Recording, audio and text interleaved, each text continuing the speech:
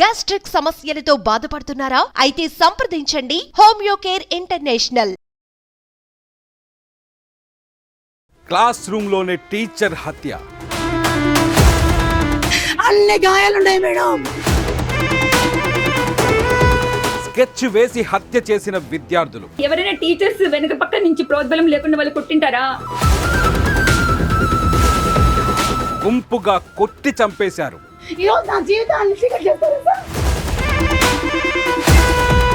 పిల్లలా వీళ్ళు హంతకుల? పూర్తి టీచర్లు తర్వాత ఆ పిల్లలు వాళ్ళే పూర్తి బాధ్యత. మీ పిల్లలు ఇలానే ఉన్నారా? Welcome to Suman TV. నేను మీ సుమన్ టీవీ. నాకు సార్ రాయచోటి స్కూల్లో జరిగినటువంటి ఇన్సిడెంట్ ఏంటి సార్? అసలు దేనికి సంబంధించింది ఎగ్జాక్ట్? నాగరాజు గారు, యాక్చువల్గా రాయచోటి స్కూల్లో ఇప్పుడు కంప్లీట్గా హాట్ న్యూస్గా నడుస్తుంది. ఈరోజు వైరల్ అవుతున్నటువంటి న్యూస్. అందరూ కూడా అవాక్ అయిపోయారు. అంటే స్కూల్లో అది కూడా 9th క్లాస్ చదువుతున్న పిల్లలు టీచర్ని కొట్టడం ఏంటి అన్నది. చూడండి, యాక్చువల్లీ చూసుకుంటే వైఫ్ అండ్ హస్బెండ్ ఇద్దరు కూడా టీచర్స్ అండి, గవర్నమెంట్ టీచర్స్. వైఫ్ని ఒక స్కూల్లో డ్రాప్ చేసేసి హస్బెండ్ తన స్కూల్కి వెళ్ళాడు. వైఫ్ చెప్తున్న దాని ప్రకారం ఏంటంటే హస్బెండ్ చాలా డిసిప్లిన్ మెయింటైన్ చేస్తాడు, పంచువల్గా ఉంటాడు, డైలీ లెసన్ ప్రిపేర్ అయ్యి టీచర్స్కి చాలా బాగా బోధిస్తాడు. అంటే ఇది మొత్తం కూడా మనకి వైఫ్ ద్వారా తెలుస్తుంది. ఆ టీచర్ ఎప్పుడైతే క్లాస్ చెప్తున్నాడు, అది కూడా సెకండ్ పీరియడ్లో క్లాస్ చెప్పడం జరుగుతుందో పక్కన నుండి క్లాస్లో ఉన్న పిల్లలు గొడవ చేయడము, అది వీళ్ళకి డిస్టర్బెన్స్గా అవ్వడము. చూడండి, ఈ క్లాస్లో ఉన్న పిల్లలు డిస్టర్బ్ చేశారు కాదు, పక్కన ఉన్న పిల్లలు ఎంత డిస్టర్బ్ చేస్తే వీళ్ళకి డిస్టర్బ్ అయింది. డిస్టర్బ్ చేస్తే ఈ సార్ వెళ్ళేసి వాళ్ళని గద్దించడం జరుగుతుంది. అరే ఎందుకు మాట్లాడుతున్నారు అన్నట్లుగా. అంటే సైలెన్స్గా ఉండడం, డిసిప్లిన్గా ఉండమని చెప్పి వాళ్ళకి చెప్పడం జరిగింది. ఆ తరంలో ఆ క్లాస్లో ఉన్నటువంటి ఆ పిల్లలకి సారికి మధ్య వాగ్వివాదం జరగడము, దాంట్లో ముగ్గురు పిల్లలు 9th క్లాస్ చదువుతుంటే ముగ్గురు పిల్లలు ఈ సారి మీద అటాక్ చేయడం జరిగింది. అంటే వాళ్ళు చేతులతో గుద్దేసి శరీరం మొత్తం కూడాను ఎలా గుద్దారంటే శరీరం కందిపోయింది, ఎక్కడ చూసినా కానీ బ్లాక్ మార్క్స్ వచ్చేసాయి. వాళ్ళ వైఫ్ చెప్తున్న విషయం ఏంటంటే, మాకు ముందు హార్ట్ అటాక్ వల్ల చనిపోయారు అని చెప్తే నేను నమ్మేశాను, కానీ ఎప్పుడైతే షర్ట్ ఓపెన్ చేసి చూసిన తర్వాత శరీరం మొత్తం కూడా బ్లాక్ మార్క్స్ వచ్చేసాయి. అంటే చాలా విపరీతంగా కఠినంగా కొట్టారు. అంటే అక్కడ చెప్తున్న పిల్లలు, వేరే వాళ్ళు చెప్తున్న పిల్లల ద్వారా తెలిసిన విషయం ఏంటంటే, కడెం అయితే తీసుకుంటారో అది తీసుకొని కూడా కొట్టడం జరిగింది. అంటే ఓవరాల్ చూస్తే ఆ బాడీ ఎలా ఉందంటే ఒక్క రక్తపు చుక్క కూడా బయటికి రాలేదండి. కానీ ఎలా కొట్టారంటే లోపల ఆర్గాన్స్ అన్నీ కూడా డ్యామేజ్ అయ్యి బ్లీడ్ అయిపోయాయి అక్కడ. అంటే శరీరం కందటం అంటే ఏంటి, లోపల బ్లీడ్ అయిందనే కదా, ఆర్గాన్స్ డ్యామేజ్ అయ్యి అంత క్రూరంగా కొట్టేశారు. ఇంకా ప్రైవేట్ పార్ట్ మీద కూడా కొట్టారు అని చెప్పేసి తను చెప్పడం జరుగుతుంది. మనం చూస్తున్నాం వీడియోస్ ద్వారా. అయితే అసలు ఇంత క్రూయల్గా ఎందుకు, ఇంత వైలెంట్గా ఎందుకు బిహేవ్ చేశారు, ఏంటి అసలు ఏం జరుగుతుంది అనేది పెద్ద న్యూస్. చివరికి సీరియస్ కండిషన్లో డాక్టర్ని హాస్పిటల్కి తీసుకెళ్ళటము, ఆ హాస్పిటల్లో ఆ టైంకి డాక్టర్ లేకపోవడమైనా తర్వాత వచ్చి అటెండ్ అయినప్పటికీ చనిపోయి ఉండడం జరిగింది. నిజంగా చాలా పెద్ద దుర్ఘటన సార్ ఇది. పిల్లలు కొట్టి సార్ని చంపేశారు అన్నది చాలా పెద్ద ఇన్సిడెంట్. ఇది అసలు వింటేనే టీచర్లందరూ కూడా భయపడే పరిస్థితి, ప్రతి ఒక్కళ్ళు కూడా అవాక్ అయ్యేటువంటి పరిస్థితి అనమాట. ఇలాంటి ఇన్సిడెంట్ జరిగింది ఒకటి. అయితే ఇది చాలా బాధాకరమైన విషయము. ఇది నిజంగా చెప్పాలంటే ఒక పెద్ద అలారం అని చెప్పాలి నేను. ఎందుకంటే సమాజంలో ఏం జరుగుతుందో మనం ఆలోచించాల్సిన అవసరం ఉంది. అసలు స్కూల్స్లో ఏం జరుగుతుంది, టీచర్లు ఎంత టార్చర్ అనుభవిస్తున్నారు, పిల్లల బిహేవియర్స్ ఎలా మారిపోతున్నాయి అన్నది ఇక్కడ మనం ఆలోచించాల్సిన అవసరం అయితే ఉంది. సరే, ఇప్పుడు కనుక మనం స్కూల్స్ చూస్తే అండి, పిల్లలు మితిమీరిపోయినటువంటి బిహేవియర్తో చూస్తూ ఉంటాం మనం. అవును, టీచర్స్ కొంతమంది స్కూల్కి రావాలంటేనే భయపడేటువంటి పరిస్థితిలోకి వచ్చేసింది. అంటే జరిగినటువంటి ఇన్సిడెంట్స్ ప్రకారం కనుక మనం చూస్తే, అవును, చాలామంది టీచర్స్ అయితే పిల్లలు చెప్పిందే నమ్మి చాలా దారుణంగా టీచర్స్ని కొట్టినటువంటి సందర్భాలు కోకొల్లలు చూస్తున్నాం. కానీ మీ పిల్లలు చేసేటువంటి తప్పు ఏ విధంగా ఉంటుందో ఈ వీడియోలో షఫీ గారు చెప్తారు మీకు. అంటే తెలియకుండానే పిల్లలు క్లాస్ రూమ్లో చేసేటువంటి కొన్ని తప్పులు, అందరినీ అనట్లేదు, కొన్ని తప్పులు ఏ విధంగా చేస్తారు సార్? జనరల్గా క్లాస్ రూమ్లో చదువుకోవడానికి వచ్చేటువంటి పిల్లల గురించి పక్కన పెట్టేస్తే జనరల్గా స్టూడెంట్స్ ఏ విధంగా బిహేవ్ చేస్తున్నారు సార్? అంటే ఇప్పుడు ఉండేటువంటి జనరేషన్ పిల్లలు ఎన్ని రకాల కారణాలతోటి ఒక టీచర్ని హింసిస్తున్నారు అని అంటే, మీరు చూసినటువంటి తరగతి గది, ఇప్పుడు కొంతమంది అబ్జర్వ్ చేసినటువంటి తరగతి గది ఏ విధంగా ఉందంటారు అసలు? నాగరాజు గారు, నేను కూడా చాలా స్కూల్స్కి వెళ్తుంటాను, కాలేజెస్కి వెళ్తుంటాను. అసలు కంప్లీట్గా సీన్ మారిపోయింది సార్. మనం చదువుకునే రోజుల్లో చూసుకున్నట్టయితే అప్పుడు అసలు టీచర్ అంటే, గురువు అంటే ఎంత రెస్పెక్ట్గా ఉండేది, ఒక భయం ఉండేది మనకి. ఇప్పటికి కూడా నా టీచర్స్ నేను గుర్తు చేసుకుంటే ఆ రెస్పెక్ట్, వారు ఎప్పుడైనా కనబడి వెంటనే చేతులు కట్టేసుకుంటాం ఎక్కడ కనిపిస్తే. ఇప్పటికి కూడాను ఆ రెస్పెక్ట్ ఉంది. యాక్చువల్గా ఈరోజు నేనున్నానన్నా, మీరున్నారన్నా, ఒక డాక్టర్ అయినా, ఇంజనీర్ అయినా, దేశ ప్రధాని అయినా కానీ ఎక్కడి నుంచి వచ్చారంటే ఒక టీచర్ ప్రిపేర్ చేస్తేనే కదా, అక్కడి నుంచే నిర్మించబడ్డాం మనము. కానీ అంత రెస్పెక్ట్ఫుల్గా ఉన్నటువంటి ఆ పొజిషను, ఆ గురువు ఈరోజు ఆ రెస్పెక్ట్ లేదండి. నిజంగా చెప్పాలంటే ఒక హేళనకి గురైపోతున్నారా అనిపిస్తుంటుంది. నిజంగా టార్చర్కి గురవుతున్నారు టీచర్లు అనేది వాస్తవము. చాలామంది స్కూల్కి వెళ్ళలేక స్కూల్ మానేసే వాళ్ళు కూడా ఉన్నారు. అవునా, నిజంగానే ఇలా ఉందంటే నిజంగానే ఉంది. టీచర్స్ అంటే పిల్లలందరూ ఒకలాగా కాకపోయినా కానీ ప్రతి క్లాస్ రూమ్లో ఒకడో ఇద్దరో ముగ్గురో కొంతమంది ఉంటారు టీచర్స్ని హింసించే వాళ్ళు ఉంటారు. చాలా రకాలుగా ఉంటాయండి, మనం చెప్పుకుంటూ వెళ్తే చాలా ఉన్నాయి. మీకు కొన్ని ఒక 10 పాయింట్స్ అనేది మీకు చెప్పే ప్రయత్నం చేస్తాను. ఎలా హింసిస్తారు అన్నది, టీచర్లు ఎంత బాధపడుతున్నారు, వాళ్ళ పెయిన్ ఏంటన్నది. ఎందుకంటే వాళ్ళ పెయిన్ వాళ్ళు వచ్చి బయటికి చెప్పుకోరు. నిజంగా నేను స్కూల్స్ని చాలా దగ్గరగా చూస్తాను, పిల్లల్ని దగ్గరగా చూస్తున్నాను కాబట్టి కొన్ని పాయింట్స్ చెప్తాను. ఇవి గమనించి పేరెంట్స్ కూడా వాళ్ళ పిల్లల్ని సరి చేసుకోవాలి. యాక్చువల్గా ఈ వీడియో చూడటం వల్ల నాకు తెలిసి ఒక మార్పు వస్తుంది అన్న నమ్మకం అయితే నాకు ఉంది. మార్పు రావడం కోసం ఉపయోగపడాలి ఈ వీడియో ఇది. ఎలా అంటే నాగరాజు గారు, స్కూల్లో టీచరు ఆ రోజు ఒక క్లాస్ చెప్దామని ప్రిపేర్ అయ్యి, ఈ క్లాస్ పిల్లలు ఫస్ట్ టైం వింటున్నారు కదా, వాళ్ళకి ఎలా చెప్తే అర్థమవుతుంది అని చెప్పేసి పాయింట్ వైజ్గా తయారు చేసుకొని దాని మీద క్వశ్చన్స్ తయారు చేసుకొని ఈ క్వశ్చన్ రూపంలో చెప్పాలి. ఎంతో ప్రిపరేషన్తో టీచర్ వస్తారు. వచ్చిన తర్వాత ఆ క్లాస్ రూమ్లో ఉన్నటువంటి 30-40 మంది ఉంటారండి. దాంట్లో ఒకరికి చెప్పగానే అర్థమవుతుంది, ఒకరికి కొంచెం కష్టంగా అర్థమవుతుంది. అందరికీ అర్థం అవ్వాలన్న ఉద్దేశంతో ఎంతో ఇన్వాల్వ్మెంట్తో ఎక్స్ప్లెయిన్ చేయడం మొదలుపెట్టి బోర్డు మీద ఏదైనా రాసే ప్రయత్నం చేస్తుంటే ఆ టైంలో క్లాస్ రూమ్ డిస్టర్బెన్స్ స్టార్ట్ అవుతుంది. వెనక నుంచి సీరియస్నెస్ చూసారా టీచర్ యొక్క సీరియస్నెస్, ఈ కాన్సెప్ట్ వీళ్ళకి అర్థం అవ్వాలి, ఈ పాఠం వీళ్ళకి అర్థం కావాలి అని ఇంత సీరియస్గా ఇన్వాల్వ్ అయిన క్రమంలో ఇటు బోర్డు మీద రాస్తుంటారు, అక్కడ గుసగుసలు మొదలైపోతాయి, విస్పరింగ్ మొదలైపోతుంది, చాటింగ్ మొదలైపోతుంది. అరే ఏం చేసావరా, ఎక్కడున్నారా అని వీడు పక్కడితో మాట్లాడటం, వీడితో మాట్లాడటం. అంటే టీచర్ వినరా, విస్పరింగ్ అర్థం కాదా అనుకుంటారు. టీచర్ వినిపిస్తుంది. వినిపించిన తర్వాత ఆ టీచర్ చెప్పాలనుకుంది చెప్పాలా, డిస్టర్బ్ అయ్యి వెనక్కి తిరిగి చూడాలా, అరే సైలెన్స్ అని వెనక చెప్తున్నారు అని వీళ్ళ చిట్ చాటింగ్ నడుస్తూనే ఉంటుంది. అయితే టీచర్ వినిపిస్తుందన్న విషయం వీడికి అర్థమైతే వీడేం చేస్తాడు, చిట్టు మీద ఏం చెప్పాలనుకో చిట్టు మీద రాసి అరే వాడికి అంది అని చెప్పేసి వీడిని కొట్టడం, వీడికి ఇవ్వడం, వాడికి అందించడం. అంటే ఒకళ్ళు స్లిప్స్ అందించుకుంటూ వెళ్తుంటే ఈ డిస్టర్బెన్స్ వాళ్ళకి అర్థం కదా. ఎవరో ఇద్దరు ఉంటారండి డిస్టర్బ్ చేసేవాళ్ళు, మధ్యలో 10 మందిని డిస్టర్బ్ చేస్తారుగా. దీనివల్ల టీచర్ ఎంత ఇబ్బంది పడతారు, ఎంత టార్చర్ అనుభవిస్తారు. ఇది చెప్పడానికి సింపుల్గా ఉంది. టార్చర్ ఏంటంటే తన వేదన ఏంటి, టీచర్ యొక్క వేదన ఏంటి, ఈ సబ్జెక్ట్ అర్థం ఏంటంటే చెప్పాలి. ఆ క్లాస్ చాలా ఇంట్రెస్ట్గా వినే పిల్లలు ఉంటారు, వాళ్ళు డిస్టర్బ్ అవుతారు దీనివల్ల. అవును కదా. అంటే నిజంగా ఒక అసభ్యకరంగా వీళ్ళు ప్రవర్తించడం వల్ల, ఇలాంటి శబ్దాలు చేయడం వల్ల, డిస్టర్బ్ చేయడం వల్ల టీచర్కి ఒక పెద్ద టార్చర్ అనేది ఇక్కడ ఉంటుంది. మరొకటి రెండోది చూసుకుంటే నాగరాజు గారు, టీచర్ లెసన్ చెప్పిన తర్వాత అరే పిల్లల ఈరోజు ఈ హోంవర్క్ చేయండి అని చెప్తారు. అంటే ఇది చదువుకొని రండి, లేక ఇది రాసుకొని రండి, రైటింగ్ వర్క్ అని లేక రీడింగ్ వర్క్ అని ఉంటుంది. ఎందుకని చెప్పిన లెసన్ మీద వాళ్ళకి పట్టు రావాలి, అవగాహన రావాలి, ఇంటెన్షన్ ఉంటుంది. పిల్లల్లో కొంతమంది ఆలోచన ఎలా ఉంటుంది, ఈ హోంవర్క్ ఏదో టీచర్ కోసమే చేస్తున్నాం అన్న ఫీలింగ్ వీడికి. వాడు హోంవర్క్ చేయడు, హోంవర్క్ చేయకుండా వస్తాడు. అరే హోంవర్క్ ఇప్పుడు ఆ రోజు ఏం చేయాలి, టీచర్ వచ్చిన తర్వాత క్లాస్ రూమ్లో హోంవర్క్ చేశారా, చేసాము అందరూ అంటే నెక్స్ట్ లెసన్కి వెళ్ళిపోతారు. అంతే కదా. చేసిన వాళ్ళు కొంతమంది ఉంటారు, చేయనోడు ఒకళ్ళు ఇద్దరు నలుగురు ఉంటారు. వాళ్ళని నిలబెట్టి నువ్వు ఎందుకు చేయలేదని వాళ్ళు మాట్లాడి, ఇంకా అక్కడ వాళ్ళతో మాట్లాడే క్రమంలో ఈ టైం వేస్ట్ అయిపోతుందిగా. వాడు ఇచ్చే సమాధానాలు మళ్ళీ ఇంకా చూసిన నాగరాజు గారు, మూడో రీజన్ ఇక్కడ చూసుకుంటే ఫేక్ కమిట్మెంట్, ఫేక్ ఆన్సరింగ్ ఉంటుంది వీళ్ళది, ఫేక్ ఎక్స్క్యూజెస్ ఇస్తుంటారు. అది అంటే హోంవర్క్ చేయలేదన్నది ఒకటి, ఎందుకు చేయలేరంటే నేను చేశాను మేడం కానీ నోట్స్ ఇంటి దగ్గర మర్చొచ్చాను. నిజంగా వాడు చేశాడా, నిజంగానే నోట్స్ మర్చొచ్చాడా, నిజంగా చేయలేదా, నమ్మాలా నమ్మకూడదా పెద్ద క్వశ్చన్ కదా. అని ఇంట్లో మర్చొచ్చానంటాడు. ఇంకోటి అంటే మా నాన్నగారి ఆరోగ్యం బాగాలేదని చెప్తాడు. నిజంగా నాన్నకి ఆరోగ్యం బాగాలేదా, వీడు అబద్ధం చెప్తున్నాడా తప్పించుకోవడానికి. అంటే ఫేక్ ఎక్స్క్యూజెస్ చేసేవాడు చాలా ఉంటారు. వాడు నిజాయితీగా చెప్పొచ్చు, అది వినేసి వేరే వాడు కూడా చెప్తాడు. అంటే అతను చెప్తే నమ్ముతారు, నేను చెప్తే నమ్మరా అంటాడు వీడు, ఫేక్ ఎక్స్క్యూజెస్ వాడు కూడాను. ఇదంతా కూడా మానసిక ఒక వేదన. ఇది టీచర్ ఒక మంచి ఇంటెన్షన్తో ఉంటారు, వీళ్ళకి లెసన్ చెప్పాలి, హోంవర్క్ ఇవ్వాలి, వాళ్ళని త్వరగా ప్రిపేర్ చేయాలి అన్న ఇంటెన్షన్తో ఉన్నప్పుడు వీళ్ళ బిహేవియర్ ఎలా ఉంది చూడండి. నేను హోంవర్క్ చేశానండి, మా చెల్లి చింపేసింది, వాడు చెప్పడానికి ఉంటుంది.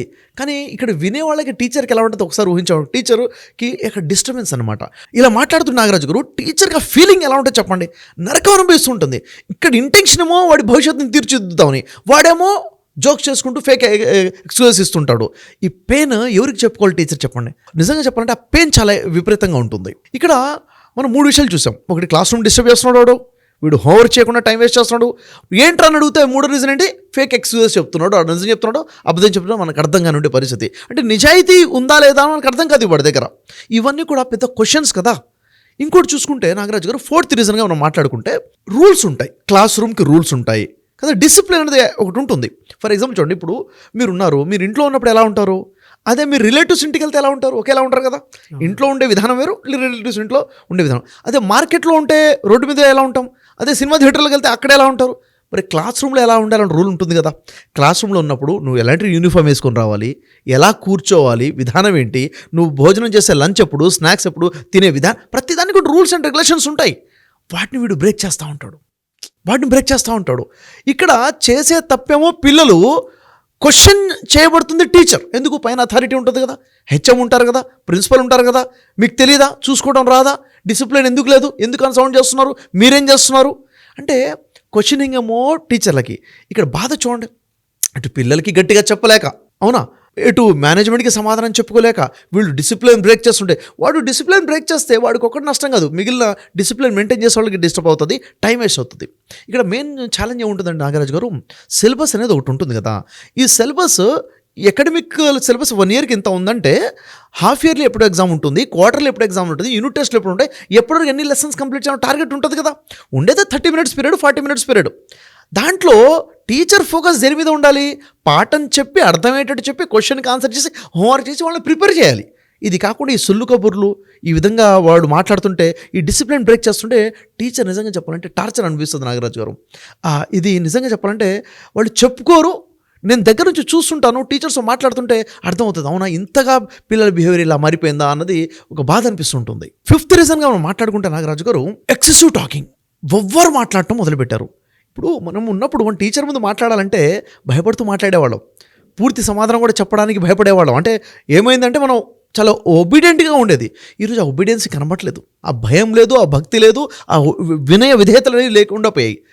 ఎంత ఎక్సెసివ్గా మాట్లాడతారంటే, అయితే ఏంటి అంటే మాటకు మాట సమాధానం, ఏం చేస్తారు మీరు అన్నట్లుగా, అంటే ర్యాష్గా. టీచర్ భయపడాలా, స్టూడెంట్ భయపడాలా అర్థం కానటువంటి పరిస్థితి ఇక్కడ వచ్చేసింది అనమాట. ఎక్సెసివ్. అక్కడ క్లాస్ చెప్తూనే ఉంటారు, వెనక వీడు శబ్దాలు చేయడం మొదలు పెడతాడు, ఏదో సౌండ్ చేస్తుంటాడు. టీచరు అరే సైలెన్స్ అని చెప్తే మళ్ళీ దాన్ని ఇమిటేట్ చేస్తుంటాడు, ఆ సైలెన్స్ అని వీడు పిల్లవాళ్ళకి చెప్తుంటాడు. ఏంటని ప్రశ్నిస్తే సమాధానం. అంటే టీచర్ ఎలా ఉంటుందంటే, తనకి ఎవరికైనా సెల్ఫ్ రెస్పెక్ట్ కావాలి కదా, టీచర్ సెల్ఫ్ రెస్పెక్ట్ లేదు అక్కడ, మిస్ అయ్యే విధంగా చేస్తుంది అనమాట. వాళ్ళు రెస్పెక్ట్ ఇవ్వకుండా చేస్తారు, ఓవర్గా మాట్లాడడం, మాటకు మాట సమాధానం చెప్పడం. ఈ బిహేవియర్ స్కూల్లో ఉంది, పిల్లలు ఆ విధంగా బిహేవ్ చేస్తున్నారు, చులకనగా చేసి మాట్లాడతారు, హేళన చేసి మాట్లాడతారు. మీరు ఏదైనా ఉంటే మా పేరెంట్స్ మాట్లాడుకోండి ఇప్పుడు ఏమంటారు అన్నట్టుగా. నిజంగా అది క్లాస్ రూమ్లో జరుగుతున్న సంభాషణ, లేకపోతే బయట ఇద్దరు ఫ్రెండ్స్ మధ్య జరుగుతున్న సంభాషణ అర్థం కానట్టుగా టీచర్స్ మాట్లాడే పరిస్థితి వచ్చేసింది ఈరోజు. ఇంకా నాగరాజు గారు ఇమిటేట్ చేస్తుంటారు, హేళనగా సర్కాస్టిక్గా మాట్లాడుతుంటారు. 6th రీజన్గా మనం మాట్లాడుకుంటే, టీచర్స్ని ఎలా ఇమిటేట్ చేస్తానంటే సర్కాస్టిక్గా మాట్లాడడము, వాళ్ళు అనే మాటల్ని మిమిక్రీ చేసి వాళ్ళని ఏడిపించడం వాళ్ళ ముందే. కానీ కొన్ని సందర్భాలు ఎలా ఉంటుందంటే, టీచర్లు పిల్లలు చేసే హేళన విని కూడా విననట్టుగా నటించాల్సిన పరిస్థితి వస్తుంది. ఎందుకంటే మళ్ళీ చెబితే ఇంకా హేళన ఎక్కువైపోతుంది, బుల్లింగ్ అయిపోతుంది, కంప్లీట్గా హెరాస్మెంట్, మాటికి హెరాస్ చేయడము. ఇక్కడ ఏమవుతుందంటే కాన్ఫిడెన్స్ లాస్ అయిపోతారు, ఆ సెల్ఫ్ రెస్పెక్ట్ పడిపోతుంది, సెల్ఫ్ ఎస్టీమ్ పడిపోతుంది. ఆ మూడ్ ఎప్పుడైతే ఖరాబ్ అవుతుందో లెసన్ మీద ఫోకస్ ఎలా ఉంటుంది, ఓవరాల్గా డిస్టర్బ్ అవుతారండి. మంచిగా చదివే పిల్లలు కూడా డిస్టర్బ్ అవుతున్నారు. అంటే మిమిక్రీ చేసి మాట్లాడము, నటించడం, ఇలా పాఠం చెప్తుందని టీచర్ లేని టైంలో క్లాస్ రూమ్లో టీచర్లాగా నటించడం. మరి ఈ విధంగా టీచర్గా అబ్జర్వ్ చేయకుండా ఉన్నట్టుగా ఉండాల్సిన పరిస్థితులు వచ్చేసాయి. అబ్యూజ్, బాడీ షేమింగ్ చేస్తున్నారు, అబ్యూస్ చేస్తున్నారు. ఇవన్నీ కూడా జరుగుతున్నాయి సార్. ఇదంతా కూడా మనం బయట నుంచి చూసుకొని, పిల్లవాడిని ఏదన్నా ఒకసారి గద్దిస్తే పిల్లవాడిని ఎలా గద్దిస్తారు అన్న రూల్స్ వచ్చేసాయి. పిల్లవాడిని కొట్టొద్దు, పిల్లవాడిని ఒక మాట అనకూడదు, అంటే వాడు ఏమైనా చేసుకుంటాడు, స్కూల్కి రాడేమో అంటే ఒక కోణమే మనం చూస్తున్నాం తప్ప, టీచర్ ఎంత టార్చర్ అనుభవిస్తుందన్న విషయం ఎవరికి తెలిసి చెప్పండి అసలు. ఇవన్నీ కూడా పచ్చి నిజాలు నేను మాట్లాడుతున్నాయి కూడాను. నాగరాజు గారు 7th టార్చర్ ఏంటంటే, టార్చర్ అని ఎందుకుంటున్నాను తెలుసా, నిజంగా ఇది టార్చరే టీచర్స్ అనుభవిస్తుంది. కొంతమంది పిల్లలు ఏం చేస్తున్నారంటే, గాసిప్స్ని క్రియేట్ చేసి వాటిని స్ప్రెడ్ చేస్తుంటారు అనమాట. లేనిది ఉన్నట్టుగా పుట్టిస్తారు, దాన్ని గోరంతని కొండంతగా చేస్తారు, స్ప్రెడ్ చేస్తుంటారు. అది ఎలా, ఈ టీచర్కి ఫలానా స్టూడెంట్స్ అంటే ఇష్టము, వాళ్ళకి ఎక్కువ మార్క్స్ ఇస్తారు, వాళ్ళనే పట్టించుకుంటారు, మమ్మల్ని పట్టించుకోరు. నిజంగా ఇది బ్లేమ్ అయి ఉంటుంది. టీచర్ దృష్టిలో అందరు సమానంగా ఉంటారు. ఒకసారి బ్లేమ్ వేయడం ఈజీయే, దాన్ని దూరం చేసుకోవడం ఎంత కష్టం పడుతుంది చెప్పండి. ఇదే మాట హెడ్ మాస్టర్ దగ్గరికి, ప్రిన్సిపల్ దగ్గరికి వెళ్ళిపోతే పరిస్థితి ఏంటి చెప్పండి, ఎలా ప్రూవ్ చేసుకోవాలి? అంటే వాళ్ళంటే ఇష్టం అని చెప్పేసి. ఇంకా ఘోరంగా చెప్పాలంటే, ఈ టీచర్కి ఫలానా టీచర్కి అక్రమ సంబంధం ఉందని చెప్పేసి లేనిపోని పుట్టించి స్ప్రెడ్ చేసేటువంటి ఘోరమైన పరిస్థితులు కూడా ఏర్పడుతున్నాయన్నమాట. ఇవన్నీ కూడా టీచర్స్, చాలామంది టీచర్స్ స్కూల్ వెళ్ళటం, కాలేజ్కి వెళ్ళటం మానేశారు, అసలు ప్రొఫెషన్నే వదిలేసుకున్నారు. ఎందుకంటే పిల్లల యొక్క టార్చర్ భరించలేక, ఈ ఇబ్బందులు, ఈ గాసిపింగ్, లేనిపోని కల్పించడం, మాటలు అక్రమ సంబంధాలు కల్పించడము, ఈ బుల్లింగ్ని తట్టుకోలేక ఈ విధంగా అయ్యేవాళ్ళు కూడా ఉన్నారన్నమాట. నాగరాజు గారు మీరు వింటే షాక్ అవుతారు, ఎంత ఘోరంగా ఆ హద్దు దాటి ప్రవర్తిస్తున్నారు కొంతమంది పిల్లలంటే. టీచర్స్ వాష్రూమ్కి వెళ్తే అక్కడ సీసీ కెమెరాస్ పెట్టి షూట్ చేసేవాళ్ళు కూడా ఉన్నారు. ఒక టీచర్ వేరే టీచర్తో మాట్లాడుతుంటే ఏదో సందర్భంలో దాని ఫొటోస్ వీడియోస్ దొంగతనంగా తీసి దానికి కింద పెద్ద ఏదో కామెంట్ పెట్టేసి దాన్ని సర్క్యులేట్ చేసేవాళ్ళు ఉన్నారు. ఎంత ఘోరంగా ఉందంటే బాడీ షేమింగ్ చేయడము, అక్రమ సంబంధాలు చేయడము, అసలు ఏం జరుగుతుంది, వీళ్ళు అసలు విద్యార్థులా అన్నట్లుగా ఉంది. మీరు ఇవి తింటే పేరెంట్స్ నమ్మరు, మా పిల్లలు ఇలా ఎందుకు చేస్తారంటారు. ఎవడు కూడాను అక్కడ ఏం చేస్తున్నాడో బయటకు రాదండి, బయట పడేంతవరకు కూడాను ఇలాంటి సిచ్యువేషన్ జరుగుతున్నాయి. ఎందుకు టీచర్ షేర్ చేస్తున్నారు, టీచర్స్ మాత్రం చెప్పుకుంటే తెలిసే బాధ ఇవన్నీ కూడాను. 8th టార్చర్ ఏంటంటే నాగరాజు గారు, టీచర్ ఫోకస్ మొత్తం కూడా లెసన్ చెప్పాలి, వాళ్ళకి జీవితాలు తీర్చిదిద్దాలన్న ఫోకస్ మీద ఉంటారు.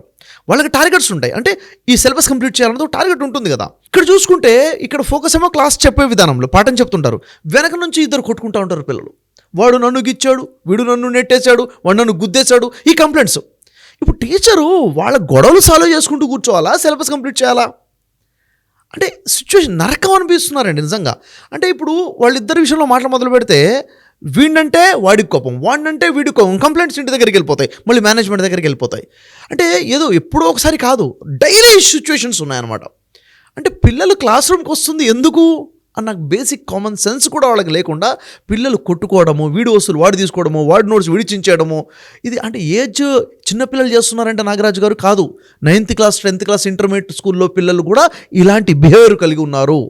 ఈ ఇంపాక్ట్ మొత్తం కూడా టీచర్ మీద పడుతుంది.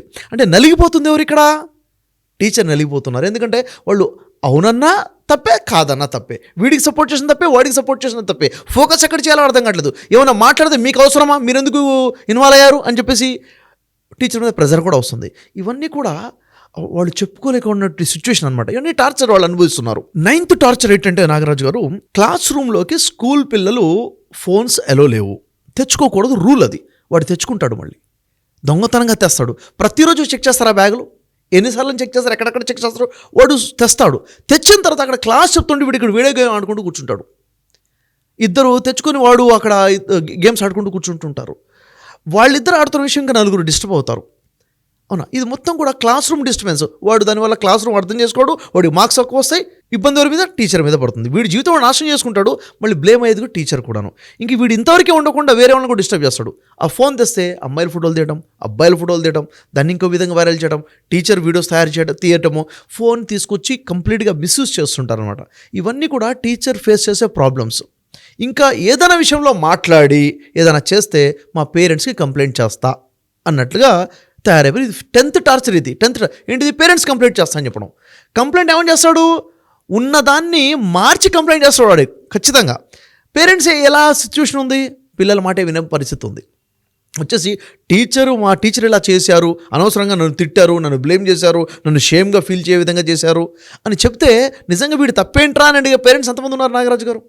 మా అమ్మాయిని ఎలా అంటారు మీరు, మా అమ్మాయి హర్ట్ అయితే ఏమైనా చేసుకుంటే మీరేం చేస్తారు అని చెప్పేసి అక్కడ డైరెక్ట్ టీచర్ అడగకుండా హెచ్ఎం దగ్గరికి వెళ్తే హెచ్ఎం పిలిచి టీచర్ నిలబెట్టి ప్రశ్నిస్తుంటే పిల్లల ముందు ఎంత షేమ్గా ఉంటుందో చెప్పండి. చేసింది తప్పు వీడు, ప్రశ్నించబడుతుంది టీచరు. అంటే ఇప్పుడు నేను చెప్పాలా, చెప్పొద్దా, వీడిని సంస్కరించాలా, సంస్కరించకూడదా, వీడు వెళ్ళి కంప్లైంట్ చేసి ఎప్పుడు ఏమవుతుందన్న బిక్కుమని వాళ్ళు టీచింగ్ ప్రొఫెషన్లో ఉన్నటువంటి పరిస్థితులు ఇలా ఉన్నాయి. ఇలా ఉన్నప్పుడు చెప్పండి ఎంత హార్ట్ఫుల్గా వాళ్ళు వర్క్ చేయగలుగుతారు. ఒకటేమో దేశ భవిష్యత్తు మనం అంటాం, నేటి పిల్లలే రేపటి పౌరులు అంటాం. మరి వీరిని తీర్చిదిద్దాల్సింది ఈ గురువులు తప్ప ఇంకెవరు లేరు స్కూల్స్, అవునా లేదా? మరి వాళ్ళ పరిస్థితి ఇంత ఘోరంగా ఉన్నప్పుడు ఎలాంటి ఇన్సిడెంట్ జరుగుతాయి? మరి ఈరోజు జరిగినటువంటి ఇన్సిడెంట్ ఏంటి నాగరాజు గారు? స్కూల్ పిల్లలు ముగ్గురు కలిసి ఒక టీచర్ని కొట్టి చంపేశారంటే చిన్న విషయం అసలు ఇది. ఇంతకు మించిన టార్చర్ ఇంకేముంటుంది చెప్పండి? అంటే మానసికంగా ఎంత టార్చరు, ఫిజికల్గా ఎంత టార్చరు. అసలు ఆ పిల్లలు కొడుతుంటే వాళ్ళు అంతగా వైలెంట్గా ఎందుకు తయారైపోయారు పిల్లలు అంటే సమాధానం లేకుండా పోయింది. నిజంగా భయం వస్తుంది, ఒక భయం వేస్తుంది. ఇలాంటి సిచ్యువేషన్ ఉంది. టీచర్లు నిజంగా టార్చర్ అనుభవిస్తున్నారు నాగరాజు గారు, వాళ్ళ పెయిన్. నాగరాజు గారు ఇవంతా ఒకవైపు అయితే మరొక కోణం చూద్దాం. టీచర్స్ జీవితంలో ఉన్నటువంటి ఆ బాధ ఏంటది? వాళ్ళకు ఉన్నటువంటి శాలరీస్ చూసుకున్నట్లయితే చిన్న శాలరీస్. ప్రైవేట్ ఇన్స్టిట్యూషన్స్లో పనిచేసే టీచర్ల పరిస్థితి ఏంటిది? 10,000 శాలరీలు పనిచేసే వాళ్ళు ఉన్నారు, 30,000-40,000 శాలరీ పనిచేస్తారు. సిటీలో ఉన్న వాళ్ళకి 25,000 ఏ మూలకు పనిచేస్తాయి? ఊళ్ళల్లో ఉన్న వాళ్ళకి 10,000-15,000 శాలరీ అంటే ఎక్కడ సరిపోతాయి? అయినప్పటికీ కొంతమంది ప్యాషన్ ఉంటుంది, పిల్లల కోసం చదివించాలి, ప్యాషన్గా టీచర్గా మారుతారు. సరిపోయినటువంటి జీతాలు అది కూడా టైంకి రావు. మళ్ళీ 2-3 నెలలకు ఒకసారి ఇచ్చే పరిస్థితులు కూడా ఉన్నటువంటి మేనేజ్మెంట్స్ ఉన్నాయన్నమాట. డబ్బులు సరిపోక అలా అడ్జస్ట్ అవుతూ పాఠాలు చెప్పే తరుణంలో ఇలాంటి చిన్న విషయం కూడా ఒక పెద్ద తుఫాన్లా వాళ్ళ జీవితంలోకి వచ్చేస్తుంది. అంటే ఒక చిన్న పెయిన్ కూడా వాళ్ళు భరించడం చాలా కష్టంగా మారిపోతుంది అనమాట. అంటే వాళ్ళ ఎమోషన్స్ డిస్టర్బ్ అయిపోతూ ఉంటాయి. ఇంట్లో ఉన్న ప్రెజర్ ఉంటుంది, ఇంటిని చూసుకోవాలి, పిల్లల్ని చూసుకోవాలి, ఇక్కడికి వచ్చి మేనేజ్మెంట్ని మేనేజ్ చేయాలి, పేరెంట్స్ ఎప్పుడు ఏమంటారో తెలియదు, పిల్లల్ని మేనేజ్ చేయాలి, పిల్లల్లో మంచిగా జీనియస్గా ఉండి మంచి మార్క్స్ కోసం ప్రయత్నం చేసే వాళ్ళ మీద ఫోకస్ చేయాలి, బ్యాక్ బెంచర్స్ ఉంటారు వాళ్ళు చేసే కామెంట్స్ని తీసుకోవాలి. ఇదంతా చూసుకుంటే చాలా పెద్ద మేనేజ్మెంట్ నాగరాజ్ గారు. నిజంగా వాళ్ళ లైఫ్ చెప్పాలంటే పెద్ద ఛాలెంజ్గా ఉందని చెప్పాలి. వాళ్ళకి సెల్యూట్ చేయాలి. ఈ పరిస్థితుల్లో కూడా వాళ్ళు మన దేశ పిల్లల కోసము మన పిల్లల కోసం ఇంత కష్టపడుతున్నారంటే హెడ్స్ ఆఫ్ నాగరాజ్ గారు. హ్యాట్స్ ఆఫ్ టు దెమ్ అన్న, అసలు డౌటే లేదు. ఎందుకంటే మీరు మాట్లాడుతుంటే లోపల నుంచి చాలా ఎమోషనల్గా నేను ప్రతి టీచర్కి అది అనిపిస్తూ ఉంటుందేమో, మా మనసులో ఉన్న విషయాన్ని మీరు బయట చెప్పగలిగారని చెప్పేసి మీకు కూడా హ్యాట్స్ ఆఫ్ చెప్తారు సార్. That's no doubt. కింద కామెంట్ బాక్స్లో కూడా షేర్ చేస్తారు. అండ్ ప్రతి స్కూల్లో కాలేజ్లో కూడా ఈ వీడియో ప్లే అవుతుందని నేను భావిస్తున్నాను. ఇవాళ పిల్లలు ఆ విధంగా ఉన్నారు. పేరెంట్స్ కూడా ఇన్ని విషయాలు తెలుసుకొని ప్రతి ఇంట్లో ఈ వీడియోని షేర్ చేయండి, తెలుసుకోండి ఏం జరుగుతుందో. వాళ్ళ పిల్లల మానసిక స్థితి ఏ విధంగా ఉంది అని అంటే, ఒక్కరికి పేషెన్స్ లేదు, చాలా షార్ట్ స్పాన్ ఉంది, 8 seconds 9 seconds అంతే, అంతకంటే ఎక్కువ వెంటనే కూడా ఇంట్రెస్ట్ చూపించినటువంటి పరిస్థితిలో ఉన్నారు. ఎమోషనల్ హెల్త్ అనేది రోజు రోజుకి తగ్గిపోతూ ఉంది. అందుకే షఫీ గారు రెగ్యులర్గా మంత్లీ వన్స్ క్లాసెస్ కండక్ట్ చేస్తూ ఉంటారు పిల్లల కోసం అని చెప్పేసి, ఎమోషనల్ హెల్త్ కోసం ఎలా నడుచుకోవాలి, ఫోకస్డ్గా ఎలా ఉండాలి, కాన్సన్ట్రేషన్ దెబ్బతినకుండా ఎలా ఉండాలి, పేషెన్స్ని ఎలా డెవలప్ చేసుకోవాలి, ఎవరితో ఏ విధంగా ఉండాలి, వాటికి సంబంధించినటువంటి వాటిల్లో కనుక మనం చూస్తే ప్రతి ఒక్కరూ ఒక్కొక్క సక్సెస్ఫుల్ స్టూడెంట్ లాగా ఎదగాలి అని అంటే జనరల్గా కౌన్సిలింగ్స్ అవి ఇస్తూ ఉంటారు. అయితే ఎమోషనల్ హెల్త్ కోసం అని చెప్పి పిల్లల కోసమే 28న ఆయన ఒక December 28న ఒక క్లాస్ కండక్ట్ చేయబోతున్నారు. టీచర్స్తో పాటు పిల్లలు కూడా దాన్ని డెఫినెట్గా అటెండ్ అవ్వండి. మీకు తెలుస్తుంది అంటే ఒక్కొక్క ప్రాబ్లమ్ని ఏ విధంగా క్లియర్ చేసుకుంటూ పిల్లల్ని కూడా మంచిగా ఒక్కొక్క మంచి నడవడికతో ఏ విధంగా తీసుకువెళ్ళొచ్చు అనేది కూడా ఆ క్లాసెస్లో మీరు తెలుసుకోవడానికి అవకాశం ఉంటుంది. పేరెంట్స్ కూడా ఈ క్లాస్ని అటెండ్ అవ్వాలని కోరుకుంటున్నాను నేను. బట్ ఈ వీడియోని మాత్రం ప్రతి చోట షేర్ చేయండి. వాళ్ళ ప్రతి టీచర్ లోపల పడేటువంటి మనోవేదన మనోభావం ఇది, అది వాళ్ళకి మాత్రమే తెలుసు. వాళ్ళు పడేటువంటి టార్చర్ ఏ విధంగా ఉంది అనేది.